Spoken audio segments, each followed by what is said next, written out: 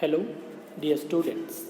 Welcome to Development of Personality and Communication Skills. Myself, Sri Z.D. Kadalagi, lecturer in Sociology. Dear students, in last class, we discussed determinants of personality. Today, we will discuss another one concept, traits of personality. ಆತ್ಮೀಯ ವಿದ್ಯಾರ್ಥಿಗಳೇ, ವ್ಯಕ್ತಿತ್ವ ವಿಕಸನ ಮತ್ತು ಸಂವಹನ ಕೌಶಲ್ಯಗಳು ಎಂಬ ತರಗತಿಗೆ ತಮ್ಮನ್ನು ಸ್ವಾಗತ ಕೋರುತ್ತಾ ನಾನು ಜಿ.ಡಿ. ಕಡಲಗಿ, ಸಮಾಜಶಾಸ್ತ್ರ ಉಪನ್ಯಾಸಕರು. ಈ ಮೊದಲಿನ ಅವಧಿಯಲ್ಲಿ ವ್ಯಕ್ತಿತ್ವದ ನಿರ್ಧಾರಕಾಂಶಗಳ ಕುರಿತು ಚರ್ಚಿಸಿದ್ದೇವೆ. ಇಂದು ವ್ಯಕ್ತಿತ್ವದ ಗುಣಲಕ್ಷಣಗಳ ಕುರಿತು ತಿಳಿದುಕೊಳ್ಳೋಣ. Dear students, traits are the fundamental units of personality. Personality trait is a tendency to act specifically in a specific situation. So here, every person always change his behavior as well as his feelings, thoughts, because he had some personality traits and they always act or express specifically in a specific situation, in a specific time and in a specific place. So it is the most important tendency or quality of personality traits. According to Z.W. Alport said that personality traits are the organization of psychophysical systems. According to him, personality traits they origin or formulate only with the organization of a person's mental and his physical systems.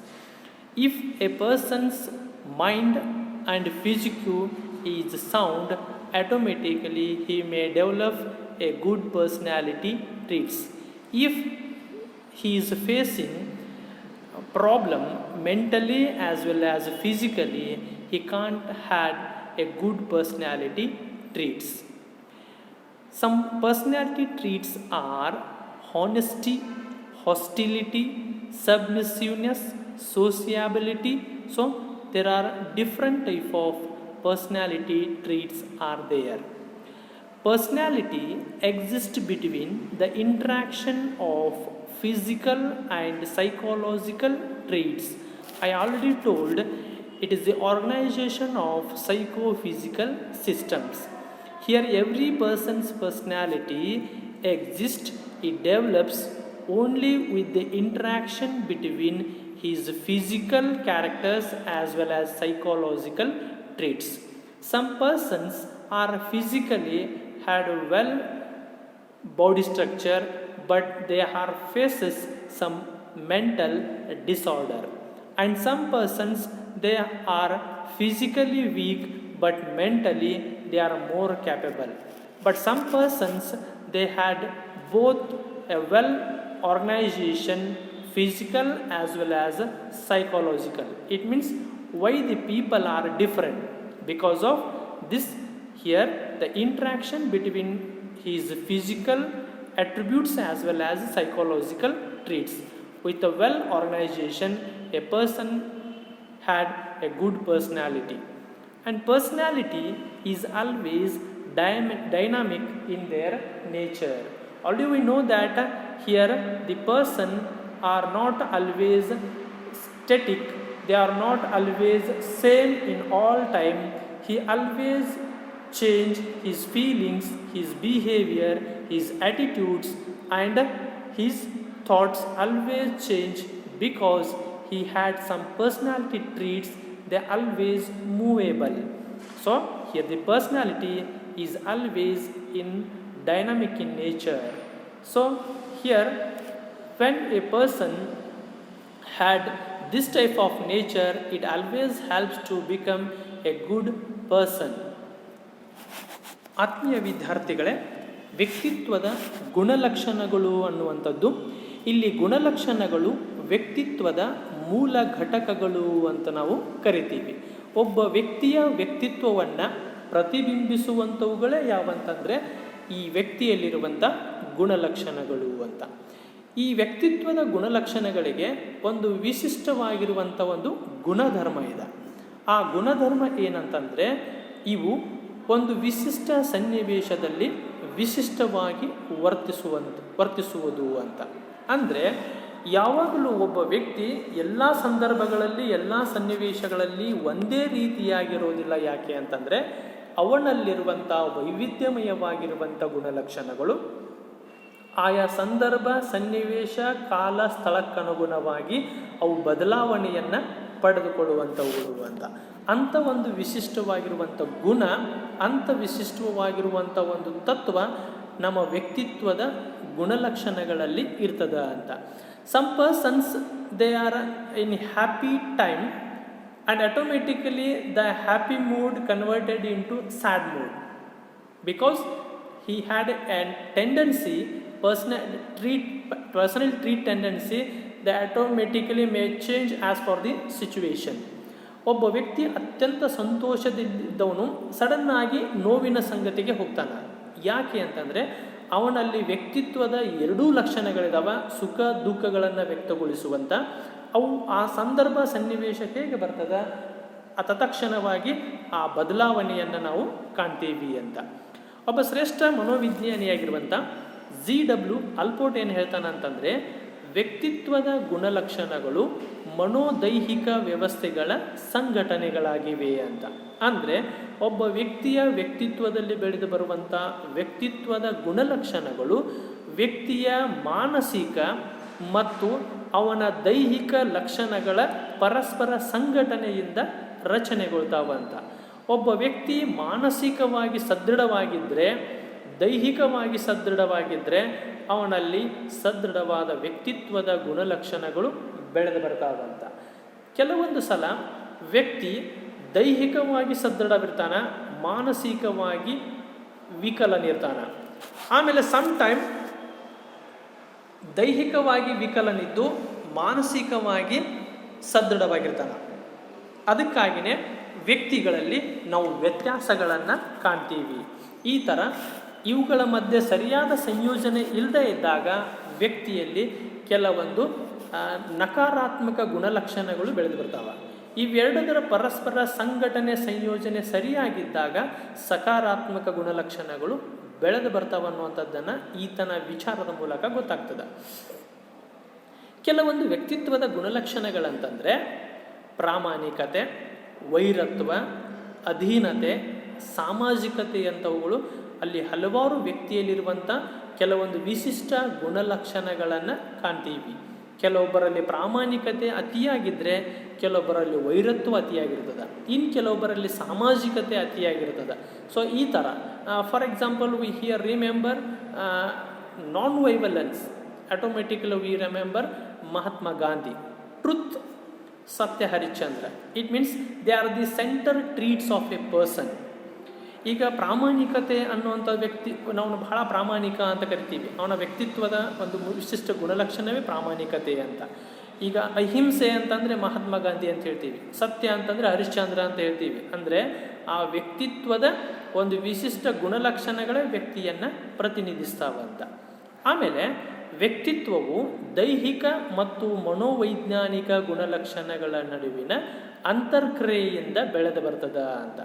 ನಮ್ಮಲ್ಲಿ ವ್ಯಕ್ತಿತ್ವ ಅಥವಾ ವ್ಯಕ್ತಿತ್ವದ ಗುಣಲಕ್ಷಣಗಳು already ಮೇಲೆ ಹೇಳಿದಾಗೆ ವ್ಯಕ್ತಿತ್ವದ ಗುಣಲಕ್ಷಣಗಳು ವ್ಯಕ್ತಿಯ ದೈಹಿಕ ಸಾಮರ್ಥ್ಯ ಮತ್ತು ಮಾನಸಿಕ ಸಾಮರ್ಥ್ಯಗಳ ಪರಸ್ಪರ ಅಂತರ್ಕ್ರಿಯಿಸುವುದರ ಮೂಲಕ ಹೇಗೆ ರಿಯಾಕ್ಟ್ ಮಾಡ್ತಾವ ಅನ್ನೋದರ ಮೇಲೆ ಒಂದು ವ್ಯಕ್ತಿತ್ವ ಬೆಳೆದು ಬರ್ತದ ಅಂತ.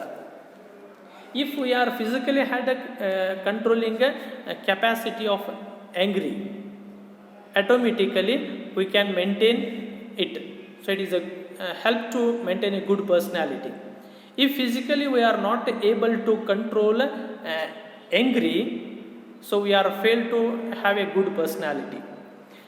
Now ಸಿಟ್ಟು ಅನ್ನುವಂಥದ್ದನ್ನು ನಿಯಂತ್ರಿಸುವಂಥ ದೈಹಿಕ ಸಾಮರ್ಥ್ಯ ನಮ್ಮಲ್ಲಿತ್ತಂತಂದರೆ ಅದು ನಮ್ಮಲ್ಲಿ ಒಳ್ಳೆಯ ವ್ಯಕ್ತಿತ್ವವನ್ನು ರೂಪಿಸ್ತದೆ. ಅದೇ ಕೋಪವನ್ನು ನಿಯಂತ್ರಿಸುವಂಥ ಒಂದು ದೈಹಿಕ ಸಾಮರ್ಥ್ಯ ನಮ್ಮಲ್ಲಿ ಇರಲಿಲ್ಲ ಅಂತಂದರೆ ಅದೇ ನಮ್ಮ ವ್ಯಕ್ತಿತ್ವಕ್ಕೆ ಒಂದು ನಕಾರಾತ್ಮಕ ಅಂಶ ಆಗ್ತದೆ ಅಂತ. ಈ ಥರ ಪರಸ್ಪರ ಎಲ್ಲ ಇದು ಒಂದೇ ಅಂತಲ್ಲ, ಪ್ರತಿಯೊಂದು ಗುಣಲಕ್ಷಣಗಳು ಕೂಡ ಈ ಥರ ಪರಸ್ಪರ ಸಂಯೋಜನೆಯಿಂದನೇ ಬೆಳೆದು ಬರ್ತಾವೆ ಅಂತ. ಆಮೇಲೆ ವ್ಯಕ್ತಿತ್ವವು ಯಾವಾಗಲೂ ಪರಿವರ್ತನಾಶೀಲ ಗುಣವನ್ನು ಹೊಂದಿರ್ತದ ಅಂತ. ವ್ಯಕ್ತಿಯಲ್ಲಿರುವಂಥ ಭಾವನೆಗಳು, ವರ್ತನೆಗಳು, ವಿಚಾರಗಳು ಯಾವಾಗಲೂ ಸ್ಥಿರವಾಗಿರದೆ ಅವು ಪ್ರತಿಯೊಂದು ಸಂದರ್ಭ, ಸನ್ನಿವೇಶ, ಕ್ಷಣಗಳಲ್ಲಿ ಬದಲಾವಣೆಗಳನ್ನು ಪಡೆದುಕೊಳ್ತಿರ್ತಾವಂತ, ಯಾವಾಗಲೂ ಸ್ಥಿರವಾಗಿರೋದಿಲ್ಲ ಅಂತ. ಆಮೇಲೆ ಯಾವಾಗಲೂ ಇವು ಪರಿವರ್ತನಾಶೀಲವಾಗಿದ್ರೇ ಒಂದು ಒಳ್ಳೆಯ ವ್ಯಕ್ತಿತ್ವವನ್ನು ಬೆಳೆಸ್ಕೊಳ್ಳಿಕ್ಕೆ ಸಾಧ್ಯ ಆಗ್ತದ ಅಂತ. So here in the place of negative attitudes we may develop a positive attitudes if we are have dynamic nature. ಒಂದು ವೇಳೆ ನಮ್ಮಲ್ಲಿ ಪರಿವರ್ತನಾಶೀಲ ಗುಣ ಇತ್ತಂತಂದರೆ ನಕಾರಾತ್ಮಕ ಮನೋಭಾವನೆಗಳ ಬದಲಾಗಿ ಸಕಾರಾತ್ಮಕ ಮನೋಭಾವನೆಗಳನ್ನು ಬೆಳೆಸ್ಕೊಳ್ಳಿಕ್ಕೆ ಸಾಧ್ಯ ಆಗ್ತದೆ ಅಂತ. ಆ ಕಾರಣಕ್ಕಾಗಿ ವ್ಯಕ್ತಿತ್ವ ಯಾವಾಗಲೂ ಚಲನಶೀಲವಾಗಿರುವಂಥದ್ದನ್ನು, ಪರಿವರ್ತನೆಗೆ ಒಳಪಡುವಂಥದ್ದನ್ನು ನಾವಿಲ್ಲಿ ಕಾಣ್ತೀವಿ ಅಂತ. Next, another one most important concept that is importance of personality. We need to develop a good and sound personality to become a good and successful professional. Here every person wanted to become a good and successful professionalist, they must and should care about their physical, intellectual, emotional, communicational and social development. These all only develops with the help of personality development. Here some persons they think that job is always burden. It is a problem because they are physically, mentally not stable to maintain their job. But the another side, some persons they always like job because they are mentally, physically, emotionally stable and they always think job it is always joy. They only here replace Y in the place of B. It means they enjoy the job. It only comes when we had a good personality. And another one, here we need develop a good and sound personality to become a good communicator. If we wanted to maintain a good relationship with other, if we wanted to have a good job in our life, must and should we become a good communicator. When we became a good communicator, we rule the world. We may rule the whole world. So already we know that all the great leaders, they are good communicators. So it always helps to maintain a good personality. If we are fail to maintain a good communication with other people, we are failed to lead a meaningful life and we are failed to maintain our identification in society. So here if we care about personality, if we develop a good and sound personality, it helps to good communicator and also to evolve as a responsible citizen. If we are physically, mentally, emotionally, socially well developed, we may become a responsible citizen in country, in any country. It means here it always personality traits teach this person how to maintain rules and regulations, how to live in a society as a member of society. It means here to become or able as a responsible citizen, you have to must and should develop a good and sound personality. And another one, to become successful in life. Every person wanted to get salvation. Solvation means success. So here, first of all, we have to give preference to our physical development, then intellectual development, then to develop positive emotions, and we must have social attitudes. So these all always help to become successful in not only life, in profession, as well as in society, as well as in personal life. ವ್ಯಕ್ತಿತ್ವದ ಪ್ರಾಮುಖ್ಯತೆ ಏನು ಅಂತ, ನಾವು ಯಾಕೆ ವ್ಯಕ್ತಿತ್ವವನ್ನು ಬೆಳೆಸಿಕೊಳ್ಳಬೇಕು ಅಂತ, ಅದಕ್ಕೂ ಮುಖ್ಯವಾಗಿ ನಾವೊಂದು ಉತ್ತಮ ಸದೃಢ ವ್ಯಕ್ತಿತ್ವವನ್ನು ಬೆಳೆಸಿಕೊಳ್ಳುವುದು ಯಾವ ಕಾರಣಕ್ಕಾಗಿ, ಅದರ ಅವಶ್ಯಕತೆ ಏನು ಅಂತಂದರೆ, ಒಬ್ಬ ಉತ್ತಮ ಮತ್ತು ಯಶಸ್ವಿ ವೃತ್ತಿಪರನಾಗಲಿಕ್ಕೆ ನಾವೊಂದು ಉತ್ತಮ ಸದೃಢ ವ್ಯಕ್ತಿತ್ವವನ್ನು ಬೆಳೆಸ್ಕೊಳ್ಬೇಕಾಗ್ತದೆ ಅಂತ. ಇಲ್ಲಿ ಪ್ರತಿಯೊಬ್ಬ ವ್ಯಕ್ತಿಯು ಕೂಡ ಜೀವನದಲ್ಲಿ ಒಂದಿಲ್ಲ ಒಂದು ಕೆಲಸವನ್ನು ಮಾಡ್ತಾನೆ. ಅವನಿಗೆ ಬಂದಿರುವಂಥ ಒಂದು ಜೀವನ ನಿರ್ವಹಣೆಗೆ ಬಂದಿರುವಂಥ ವೃತ್ತಿಯನ್ನು ನಿರ್ವಹಿಸಲಿಕ್ಕೆ ಅವನಲ್ಲಿ ಒಂದು ಒಳ್ಳೆಯ ದೈಹಿಕ, ಬೌದ್ಧಿಕ, ಮಾನಸಿಕ ಜೊತೆಗೆ ಭಾವನಾತ್ಮಕವಾಗಿರುವಂಥ ವ್ಯಕ್ತಿತ್ವ ಬೇಕು ಅಂತ. ಕೆಲವೊಬ್ಬರು ವೃತ್ತಿ ಅಂತಂದರೆ ಅದರ ಬಗ್ಗೆ ಬೇಸರವನ್ನು, ಅದನ್ನು ಒಂದು ಸಮಸ್ಯೆ, ತೊಂದರೆ ಅನ್ನುವಂಥ ರೀತಿಯಲ್ಲಿ ನಿರ್ವಹಿಸ್ತಿರ್ತಾರೆ. ಅದೇ ಇನ್ನೊಂದು ಕಡೆ ಕೆಲವೊಂದು ವ್ಯಕ್ತಿಗಳು ಅದೇ ವೃತ್ತಿಯನ್ನು ಸಂತೋಷದಿಂದ, ಖುಷಿಯಿಂದ ಆ ವೃತ್ತಿಯನ್ನು ನಿರ್ವಹಿಸ್ತಿರ್ತಾರೆ. ಅಂದರೆ ಒಂದು ವರ್ಗದವರು ಆ ವೃತ್ತಿಯನ್ನು ಒಂದು ಬೇಸರ ಇದರದಿಂದ ನೋಡ್ತಾ ಇದ್ದಾರೆ ಅಂತಂದರೆ ಅವರಲ್ಲಿ ವ್ಯಕ್ತಿತ್ವದ ಬೆಳವಣಿಗೆಯ ಕೊರತೆ ಇದೆ ಅಂತ. ಯಾರು ಒಳ್ಳೆಯ ವ್ಯಕ್ತಿತ್ವವನ್ನು ಹೊಂದಿರ್ತಾರ ಅವರು ವೃತ್ತಿಯನ್ನು ಯಾಕೆ ಪ್ರೀತಿಸ್ತಾರ ಅಂತಂದರೆ, ಅವರು ಜಾಬ್ ಅನ್ನುವಂಥ ಸಂದರ್ಭದಲ್ಲಿ ಬಿ ಬದಲಾಗಿ ವಾಯನ್ನು ಸೇರಿಸ್ತಾರೆ. ಜಾಬ್ ಇದ್ದದ್ದು ಜಾಯ್ ಮಾಡ್ಕೋತಾರ, ಅದನ್ನೇ ಒಂದು ಸಂತೋಷ ಅಂತ ಅನುಭವಿಸ್ತಾರ. ಸೊ ಆ ಕಾರಣಕ್ಕಾಗಿ ಈ ಒಂದು ಆ್ಯಟಿಟ್ಯೂಡ್ ನಮ್ಮಲ್ಲಿ ಬರಬೇಕಂತಂದರೆ ನಾವೊಂದು ಒಳ್ಳೆಯ ವ್ಯಕ್ತಿತ್ವವನ್ನು ಬೆಳೆಸ್ಕೊಳ್ಬೇಕಾಗ್ತದೆ ಅಂತ. ಹಾಗೆ ಒಬ್ಬ ಉತ್ತಮ ಸಂವಹನಕಾರನಾಗಲಿಕ್ಕೂ ಕೂಡ ಒಂದು ಉತ್ತಮ ಸದೃಢವಾದಂಥ ವ್ಯಕ್ತಿತ್ವವನ್ನು ಬೆಳೆಸಿಕೊಳ್ಳುವುದು ಅವಶ್ಯಕವಾಗಿದೆ ಅಂತ. ನಾವು ಇನ್ನೊಬ್ಬರ ಜೊತೆ ಹೇಗೆ ಅಂತರ್ಕ್ರಿಯಿಸ್ತೀವಿ, ನಾವು ಇನ್ನೊಬ್ಬರ ಜೊತೆ ಹೇಗೆ ನಮ್ಮ ಸಂಬಂಧಗಳನ್ನು ಬೆಳೆಸ್ತೀವಿ, ನಾವು ಇನ್ನೊಬ್ಬರನ್ನು ಹೇಗೆ ಗುರುತಿಸ್ತೀವಿ, ಇವೆಲ್ಲದರ ಕುರಿತು ಮುಖ್ಯವಾಗಿ ಬೇಕಾಗಿರುವಂಥದ್ದು ನಮ್ಮ ಭಾಷೆ, ನಮ್ಮ ಸಂವಹನ ಕೌಶಲ್ಯಗಳು, ನಮ್ಮಲ್ಲಿರುವಂಥ ಆಕರ್ಷಕವಾಗಿರುವಂಥ ದೈಹಿಕ ರಚನೆ, ಹಾಗೆ ನಾವು ಅವರ ಜೊತೆ ವ್ಯವಹರಿಸುವಂಥ ಸಂದರ್ಭದಲ್ಲಿ ನಿಯಂತ್ರಿಸುವಂಥ ಭಾವನೆಗಳು. ಇವು ನಮ್ಮನ್ನು ಒಬ್ಬ ಉತ್ತಮ ಸಂವಹನಕಾರನನ್ನಾಗಿ ಮಾಡ್ತಾವಂತ.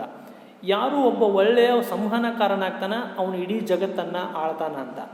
ನಮಗೆ ಗೊತ್ತಿರುವಂತೆ ಎಲ್ಲ ಮಹಾನ್ ನಾಯಕರು ಒಳ್ಳೆಯ ಸಂವಹನಕಾರರೇ. ಅವರು ಇಡೀ ತಮ್ಮ ಸಂವಹನ ಕೌಶಲ್ಯದಿಂದಲೇ, ಮಾತಿನಿಂದಲೇ ತನ್ನ ಎಷ್ಟೋ ಅನುಯಾಯಿಗಳನ್ನು ಸಂಪಾದಿಸಿದವರು ಅಂತ. ಸೊ ಆ ಕಾರಣಕ್ಕಾಗಿ ಈ ಒಂದು ಉತ್ತಮ ಸಂವಹನಕಾರನಾಗಲಿಕ್ಕೆ, ನಾವು ಒಂದು ಸಮುದಾಯವನ್ನು, ಸಮಾಜವನ್ನು ಆಳಲಿಕ್ಕೆ, ನಮ್ಮನ್ನು ಗುರುತಿಸಿಕೊಳ್ಳಲಿಕ್ಕೆ ನಾವು ಒಳ್ಳೆಯ ಸಂವಹನಕಾರನಾಗಬೇಕಂತಂದರೆ ಮೊದಲು ಒಂದು ಉತ್ತಮ ಸದೃಢವಾದಂಥ ವ್ಯಕ್ತಿತ್ವವನ್ನು ಬೆಳೆಸ್ಕೊಳ್ಬೇಕಾಗ್ತದೆ ಅಂತ. ಇದರ ಜೊತೆಗೆ ಒಬ್ಬ ಜವಾಬ್ದಾರಿಯುತ ನಾಗರಿಕನಾಗಲಿಕ್ಕೂ ಕೂಡ ನಾವೊಂದು ವ್ಯಕ್ತಿತ್ವವನ್ನು ಬೆಳೆಸಿಕೊಳ್ಳೋದು ಅವಶ್ಯಕತೆ ಅಂತ. ಒಬ್ಬ ವ್ಯಕ್ತಿ ಯಾವಾಗ ಜವಾಬ್ದಾರಿಯುತ ನಾಗರಿಕನಾಗ್ತಾನ ಅಂತಂದರೆ ಅವನು ದೈಹಿಕವಾಗಿ, ಮಾನಸಿಕವಾಗಿ, ಭಾವನಾತ್ಮಕವಾಗಿ ಸ್ಥಿರವಾಗಿದ್ದಾಗ, ಸದೃಢವಾಗಿದ್ದಾಗ, ಸಮಾಜದ, ಸಮುದಾಯದ ನಿಯಮಗಳನ್ನು, ಕರ್ತವ್ಯಗಳನ್ನು ಸರಿಯಾಗಿ ನಿರ್ವಹಿಸುವಂಥ ಸಾಮರ್ಥ್ಯವಿದ್ದಾಗ ಒಬ್ಬ ಜವಾಬ್ದಾರಿಯುತ ನಾಗರಿಕನಾಗಿ ಬೆಳೆದು ಬರ್ತಾನಂತ. ಅಂದರೆ ನಾವು ನಮ್ಮ ವೃತ್ತಿಯ ಜೊತೆಗೆ, ನಮ್ಮ ಜೀವನದ ಜೊತೆಗೆ ಒಂದು ಜವಾಬ್ದಾರಿಯನ್ನು, ಸಮಾಜದ ಸದಸ್ಯನಾಗಿರುವಂಥ ಜವಾಬ್ದಾರಿಯನ್ನು ನಿರ್ವಹಿಸಬೇಕಂತಂದರೆ ನಾವೊಂದು ಒಳ್ಳೆಯ ವ್ಯಕ್ತಿತ್ವವನ್ನು ಬೆಳೆಸ್ಕೊಳ್ಬೇಕಾಗ್ತದೆ ಅಂತ.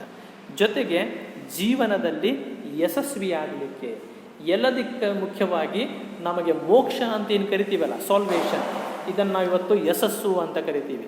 ಇವತ್ತು ಪ್ರತಿಯೊಬ್ಬ ವ್ಯಕ್ತಿ ಜೀವನದಲ್ಲಿ ಒಂದು ಯಶಸ್ವಿ ಜೀವನವನ್ನು ನಿರ್ವಹಿಸ್ತಾನ ಅಂತಂದರೆ ಅವನ ಜೀವನ ಪೂರ್ತಿ ಆರೋಗ್ಯಯುತವಾಗಿದ್ದಾನೋ ಇಲ್ಲೋ ಅಂತ. ಜೀವನ ಪೂರ್ತಿ ಅವನಲ್ಲಿರುವಂಥ ವಿಚಾರಗಳನ್ನು, ಭಾವನೆಗಳನ್ನು ಇತರರ ಜೊತೆ ಹೇಗೆ ಹಂಚಿಕೊಂಡಿದ್ದಾನಂತ, ಆಮೇಲೆ ಇನ್ನೊಬ್ಬರ ಜೊತೆ ಅವನ ಇರುವಂಥ ಸಂಬಂಧಗಳು ಹೇಗಿದಾವಂತ, ಇವುಗಳ ಮೂಲಕನೇ ಒಬ್ಬ ವ್ಯಕ್ತಿಯ ಜೀವನ ಯಶಸ್ವಿಗೊಳ್ತದ ಅಂತ. ಹೀಗೆ ನಾವು ಪ್ರತಿಯೊಬ್ಬರಲ್ಲಿಯೂ ಕೂಡ ಬೆರೆತುಕೊಂಡು ಒಂದು ಒಳ್ಳೆಯ ಸಂಬಂಧವನ್ನು, ಸಂಪರ್ಕವನ್ನು, ಒಂದು ಒಳ್ಳೆಯ ವೃತ್ತಿಯನ್ನು ನಿರ್ವಹಿಸಿ ಅದರ ಮೂಲಕ ಜೀವನದ ಕೊನೆಯ ದಿನಗಳನ್ನು ಕಳೆಯುವಂಥದ್ದಿದೆಯಲ್ಲ, ಅದು ಕೇವಲ ಒಂದು ಉತ್ತಮ ಸದೃಢ ವ್ಯಕ್ತಿತ್ವದಿಂದ ಮಾತ್ರ ಸಾಧ್ಯ ಅನ್ನೋದನ್ನು ನಾವಿಲ್ಲಿ ಕಾಣ್ತೀವಿ ಅಂತ.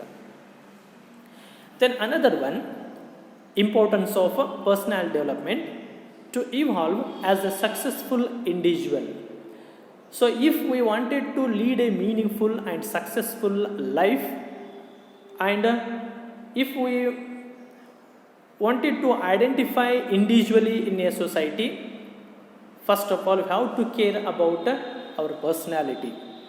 If we have a good personality traits or personality characters, then only we identify in a society, and the society always remember us. The society always identify us. So here every person must and should have a good and sound personality to evolve as a successful individual in his personal life. And also another one, to earn good name and fame in society.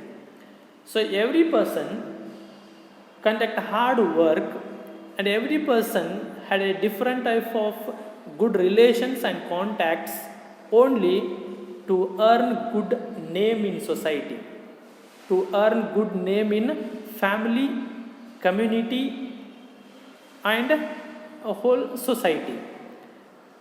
If he wanted to earn a good name, first of all he had to good characters, good actions or work. He must and should maintain responsibilities. Then he can earn a good name. These all are possible only when we maintain a good personality. And also, we wanted to earn a good fame in also the same society. If we have good name in a society, automatically we get a well dignity position in that same society. So it is also available only with the help of a good and sound personality. And another one, to become a good leader or a follower. If a person wanted to first of all become a good follower, he must and should have some personality traits. Here, those who have honesty, submissiveness, sociability, cooperation, love and affection, adjustment, they can become first a good follower. Those who became a good follower, next he became a good leader. Without becoming a good follower, he can't become a leader. So here all the good leaders, those who are before us, Basaveshwara, Mahatma Gandhiji, Abraham Lincoln, so Ambedkar, almost all the leaders, they are first in beginning, they are followers. It means if we wanted to become a good follower or a leader, we have to care about personality traits. We have to care about a good sound and good and sound personality. Then another one, it implies progressive identification with higher dimensions of personality. The personality development implies a progressive identification in every society. Here, when a person have a higher dimensions or higher personality traits in his personality, he may progressive as well as identificative person in any place or in any society. It means it is also possible when we had a good and sound personality. ಆತ್ಮೀಯ ವಿದ್ಯಾರ್ಥಿಗಳೇ, ಈ ಮೊದಲಿನ ವ್ಯಕ್ತಿತ್ವದ ಮಹತ್ವಗಳ ಜೊತೆಗೆ ಇನ್ನೂ ಕೆಲವಂತಂದರೆ ಒಬ್ಬ ಯಶಸ್ವಿ ವ್ಯಕ್ತಿಯಾಗಿ ವಿಕಸನ ಹೊಂದಲಿಕ್ಕೂ ಕೂಡ ನಾವೊಂದು ಉತ್ತಮ ಸದೃಢವಾಗಿರುವಂಥ ವ್ಯಕ್ತಿತ್ವವನ್ನು ಬೆಳೆಸಿಕೊಳ್ಳುವಂಥದ್ದು ಅವಶ್ಯಕ ಇದೆ ಅಂತ. ವ್ಯಕ್ತಿ ತನ್ನಷ್ಟಕ್ಕೆ ತಾನೇ ವೈಯಕ್ತಿಕವಾಗಿ ಗುರುತಿಸಿಕೊಳ್ಳುವುದರ ಜೊತೆಗೆ ಬೆಳವಣಿಗೆಯನ್ನು ಹೊಂದುವುದರ ಜೊತೆಗೆ ಸಮಾಜದಲ್ಲಿ ಪರಿಚಯಿಸ್ತನಾಗಬೇಕಂತಂದರೆ, ಗುರುತಿಸಿಕೊಳ್ಬೇಕಂತಂದರೆ ಒಂದು ಉತ್ತಮ ಸದೃಢವಾಗಿರುವಂಥ ವ್ಯಕ್ತಿತ್ವವನ್ನು ಬೆಳೆಸ್ಕೊಳ್ಬೇಕಾಗ್ತದೆ. ಒಬ್ಬ ವ್ಯಕ್ತಿಯ ಪರಿಪೂರ್ಣ ಜೀವನ ಅನ್ನುವಂಥದ್ದು ಯಾವಾಗ ಅಂತಂದರೆ ಅವನು ಸರ್ವತೋಮುಖವಾಗಿ ಅಭಿವೃದ್ಧಿ ಹೊಂದಿದಾಗ ಮಾತ್ರ ಸಾಧ್ಯ ಅನ್ನೋದನ್ನು ನಾವಿಲ್ಲಿ ಕಾಣ್ತೀವಿ ಅಂತ. ಹಾಗೆ ಒಬ್ಬ ವ್ಯಕ್ತಿ ಸಮಾಜದಲ್ಲಿ ಉತ್ತಮ ಹೆಸರು ಮತ್ತು ಕೀರ್ತಿಯನ್ನು ಗಳಿಸೋದಕ್ಕೂ ಕೂಡ ವ್ಯಕ್ತಿತ್ವವನ್ನು ಬೆಳೆಸಿಕೊಳ್ಬೇಕಾಗ್ತದೆ.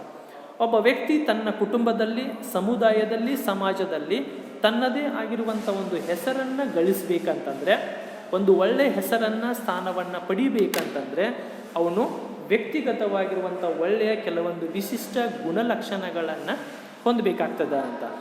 ಒಳ್ಳೆಯ ಭಾವನೆಗಳನ್ನು ಹೊಂದಬೇಕಾಗ್ತದೆ, ಒಳ್ಳೆಯ ವರ್ತನೆಗಳನ್ನು ಹೊಂದಬೇಕಾಗ್ತದೆ, ಜೊತೆಗೆ ಒಳ್ಳೆಯ ಕೆಲಸಗಳನ್ನು ಮಾಡಬೇಕಾಗ್ತದೆ. ಇವೆಲ್ಲವ ಸಾಧ್ಯ ಆದಾಗ ಮಾತ್ರ ಒಬ್ಬ ವ್ಯಕ್ತಿಗೆ ಒಂದು ಒಳ್ಳೆಯ ಹೆಸರು ಬರ್ತದೆ. ಯಾವ ವ್ಯಕ್ತಿ ಒಳ್ಳೆಯ ಹೆಸರನ್ನು ಸಮಾಜದಲ್ಲಿ ಗಳಿಸ್ತಾನೆ ಅವನಿಗೆ ಕೀರ್ತಿ, ಘನತೆ, ಸ್ಥಾನಗಳು ತಾನಾಗೇ ಲಭಿಸ್ತಾವಂತ. ಅಂದರೆ ಇಲ್ಲಿ ವ್ಯಕ್ತಿಯ ಹೆಸರು, ಅವನ ಕೀರ್ತಿ ಉಳಿದುಕೊಳ್ಬೇಕಂತಂದರೆ ಅವನ ಜೀವನದಲ್ಲಿ ಅವನ ವ್ಯಕ್ತಿತ್ವವನ್ನು ಹೇಗೆ ಬೆಳೆಸಿಕೊಂಡ, ಹೇಗೆ ಇದ್ದ ಅನ್ನೋದರ ಮೇಲೆ ನಿಂತಿರ್ತದ ಅಂತ. ಆಮೇಲೆ ಒಬ್ಬ ಉತ್ತಮ ನಾಯಕ ಅಥವಾ ಅನುಯಾಯಿಯಾಗಲು ಕೂಡ ಒಂದು ಒಳ್ಳೆಯ ವ್ಯಕ್ತಿತ್ವ ಅತ್ಯವಶ್ಯಕ ಅಂತ. ಇಲ್ಲಿ ಒಬ್ಬ ಉತ್ತಮ ನಾಯಕ ಆಗೋದಕ್ಕಿಂತ ಮೊದಲು ಒಬ್ಬ ಒಳ್ಳೆಯ ಅನುಯಾಯಿ ಆಗಬೇಕಂತ. ಯಾರು ಒಬ್ಬ ಒಳ್ಳೆಯ ಅನುಯಾಯಿ ಆಗ್ತಾನ ಅಂತಂದರೆ, ಯಾರು ಪ್ರಾಮಾಣಿಕತೆ, ಪ್ರೀತಿ, ಅನುಕಂಪ, ಸತ್ಯ, ಆಮೇಲೆ ಅಧೀನತೆ, ಜೊತೆಗೆ ಸಾಮಾಜಿಕತೆ, ಸಹಕಾರ, ಹೊಂದಾಣಿಕೆಯಂತಹ ಗುಣಗಳನ್ನು ಅಥವಾ ವ್ಯಕ್ತಿತ್ವದ ಗುಣಲಕ್ಷಣಗಳನ್ನು ತನ್ನಲ್ಲಿ ಹೊಂದುತ್ತಾನೆ, ಯಾವಾಗ ಇನ್ನೊಬ್ಬರನ್ನು ಸಮಾನವಾಗಿ ನೋಡ್ತಾನೆ ಅವನು ಮಾತ್ರ ಅನುಯಾಯಿ ಆಗಲಿಕ್ಕೆ ಸಾಧ್ಯ ಅಂತ. ಯಾರು ಒಬ್ಬ ಒಳ್ಳೆ ಅನುಯಾಯಿ ಆಗ್ತಾನೆ ಅವನು ಮುಂದೊಂದು ದಿನ ಉತ್ತಮ ನಾಯಕನಾಗ್ತಾನೆ. ನಮ್ಮ ಮುಂದಿರುವಂಥ ಒಂದು ಶ್ರೇಷ್ಠ ವ್ಯಕ್ತಿತ್ವಗಳಂತಂದರೆ ಬಸವೇಶ್ವರರನ್ನು ಹಿಡ್ಕೊಂಡು, ಬಸವೇಶ್ವರರಾಗಿರ್ಬೋದು, ಮಹಾತ್ಮ ಗಾಂಧೀಜಿ ಆಗಿರ್ಬೋದು, ಅಂಬೇಡ್ಕರ್ ಆಗಿರ್ಬೋದು, ಅಬ್ರಹಾಂ ಲಿಂಕನ್ ಆಗಿರ್ಬೋದು, ಎಷ್ಟು ಜನ ಅದರಲ್ಲಿ ಸಾಮಾಜಿಕ, ಶೈಕ್ಷಣಿಕ, ರಾಜಕೀಯ, ಬಹಳಷ್ಟು ಕ್ಷೇತ್ರಗಳಲ್ಲಿ ಸಾಧನೆ ಮಾಡಿರುವಂಥ ನಾಯಕರು ಬರ್ತಾರೆ. ಅವರೆಲ್ಲರನ್ನು ತೆಗೆದುಕೊಂಡ್ರೆ ಅವರೆಲ್ಲರೂ ಮೂಲತಃ ಮೊದಲು ಒಬ್ಬ ಒಳ್ಳೆಯ ಅನುಯಾಯಿಗಳೇ. ನಂತರ ಹಂತಕ್ಕೆ ಬಂದಾಗ ಒಬ್ಬ ಒಳ್ಳೆ ಶ್ರೇಷ್ಠ ನಾಯಕರಾಗುವಂಥದ್ದನ್ನು ಕಾಣ್ತೀವಿ. ಇದಕ್ಕೆ ಕಾರಣನೇ ಅವರು ಹೊಂದಿರುವಂಥ ಒಳ್ಳೆಯ ವ್ಯಕ್ತಿತ್ವ ಅಥವಾ ವ್ಯಕ್ತಿತ್ವದ ಗುಣಲಕ್ಷಣಗಳು ಅಂತ. ಕೊನೆಯದಾಗಿ ಇದು ವ್ಯಕ್ತಿತ್ವದ ಉನ್ನತ ಆಯಾಮಗಳ ಜೊತೆಗಿನ ಪ್ರಗತಿದಾಯಕ ಗುರುತಿಸುವಿಕೆಯನ್ನು ಸೂಚಿಸ್ತದೆ. ವ್ಯಕ್ತಿತ್ವದ ಬೆಳವಣಿಗೆ ಅನ್ನುವಂಥದ್ದು ಒಂದು ಪ್ರಗತಿದಾಯಕ ಗುರುತಿಸುವಿಕೆಯನ್ನು ಸೂಚಿಸ್ತದ ಅಂತ. ನಮ್ಮ ವ್ಯಕ್ತಿತ್ವದಲ್ಲಿರುವಂಥ ವೈವಿಧ್ಯಮಯವಾಗಿರುವಂಥ ಆಯಾಮಗಳು ನಮ್ಮನ್ನು ಸಮಾಜದಲ್ಲಿ ಯಾವತ್ತೂ ಪ್ರಗತಿದಾಯಕನನ್ನಾಗಿ ಮಾಡ್ತವೆ. ಸಮಾಜ ನಮ್ಮನ್ನು ಗುರುತಿಸುವ ಹಾಗೆ ಮಾಡ್ತವೆ. ಒಂದು ವೇಳೆ ನಮ್ಮಲ್ಲಿ ಒಳ್ಳೆಯ ವ್ಯಕ್ತಿತ್ವಗಳು ಇರಲಿಲ್ಲ ಅಂತಂದರೆ ನಮ್ಮಲ್ಲಿ ಯಾವುದೇ ಪ್ರಗತಿ ಇರಂಗಿಲ್ಲ, ಸಮಾಜದಲ್ಲಿ ನಾವು ಯಾರು ಅಂತ ಐಡೆಂಟಿಫಿಕೇಷನು ಆಗಂಗಿಲ್ಲ ಅಂತ. So these all are the some importance of personality development. Dear students, next class we discussing another one concept. Thank you.